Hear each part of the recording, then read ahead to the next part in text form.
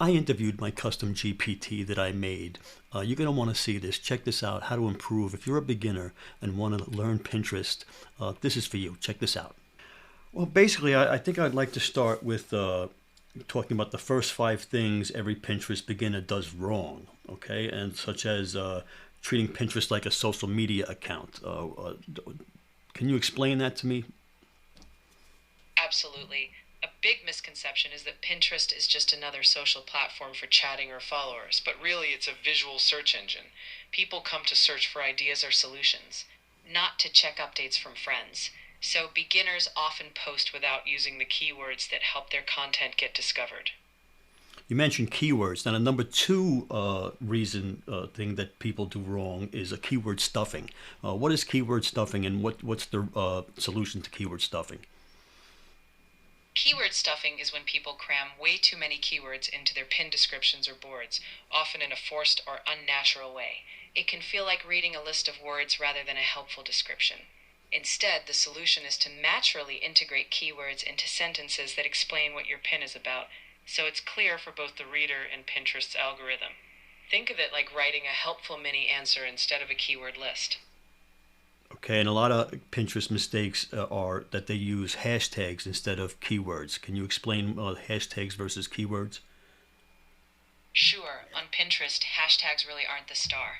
Unlike other platforms, Pinterest prioritizes keywords, which are naturally embedded in your pin's title, description, and board names.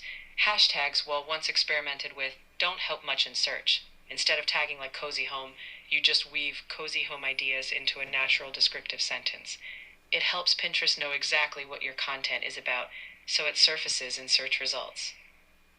Okay, number three on the five things that every beginner Pinterest pinner does wrong is a ghost pinning. What is ghost pinning, and how to avoid it? Ghost pinning is when someone just pins a bunch of content but then disappears. They don't stay consistent. Pinterest really values regular activity. If you pin a lot one day and then vanish for weeks, your reach can drop. The way to avoid it is to pin steadily, just a few pins each day or week, so Pinterest sees you as an active, reliable pinner. It's all about consistency over bursts. Okay, and then the number four thing, the fourth thing that people do wrong, the beginners do wrong, are the fresh content rule. What is the fresh content rule, and how do you avoid that? The fresh content rule is that Pinterest favors new images and designs. Beginners often reuse the exact same pin over and over. Instead, to avoid this, you should create fresh versions, like a new image, a different layout, or a slightly different angle, so Pinterest sees it as fresh content. It helps keep your reach strong and your audience engaged. Okay, and the number five, the most important one, the last one, the fifth thing that people do wrong, or every beginner does wrong, is the pretty pin. Okay, what is the pretty pin, and how do you fix that problem? The pretty pin mistake happens when beginners focus only on making their pin look beautiful, but they forget strategy. A pin isn't just about aesthetics. It needs clear text, a call to action, and relevance to what people are searching for. To fix it, pair a visually appealing design with strategic elements, readable text, keywords, and a reason to click. That way it's not just pretty, it's effective in driving results. The thing about social media that a lot of people like is the instant gratification. They put up a post and all of a sudden they'll get a million views in a day. Pinterest doesn't work that way. Can you explain the longevity and the long game of Pinterest? Absolutely, Pinterest is more like planting seeds that grow over time. Unlike social platforms where posts fade fast, Pinterest pins can surface in searches months or even years later. It's more of a marathon. You might not get a viral spike day one, but over time, as your pins rank in search, they keep driving traffic. So patience pays off. The pins you plant today might bring you steady growth for months or more. So getting zero views on pins your first couple of days is nothing to be alarmed about. I mean, you need a how long would you need to before a pin would take off? It's totally normal for pins to start off slow. Often it can take weeks or even a couple of months before a pin gains traction in search results. Pinterest needs time to understand where your pin fits and what users are engaging with. So don't worry if the first few days or even weeks are quiet. Stay consistent, keep pinning fresh content, and over time you'll see older pins start gaining momentum, like a snowball effect. Yeah, so older pins do gain momentum and it does compound. I do like that about it. So, being that it's a long game and it takes a while for a pin to take off, uh, how do you adjust your strategy based on analytics? When do you make adjustments and how do you figure when to make the adjustments? You'll want to give each pin at least a few weeks, sometimes a couple of months to see traction. Once you have data, you'll look at which pins are getting saves, clicks, or outbound traffic. If certain topics or styles perform well, you double down on those themes. If some pins fall flat after a couple of months, you tweak the designs, titles, or keywords. Essentially, you adjust in cycles, analyze monthly, keep what's working, and pivot where needed.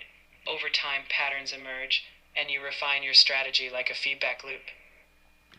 So, as a beginner, Pintastic is designed to help me plan a 30-day plan or 90-day plan or a longevity plan so that I stay on track and it's going to prompt me to make adjustments and improve my channel as time goes on. Exactly. I help you break things down into manageable stages, whether it's a 30-day plan to kick things off or a 90-day strategy to start seeing growth.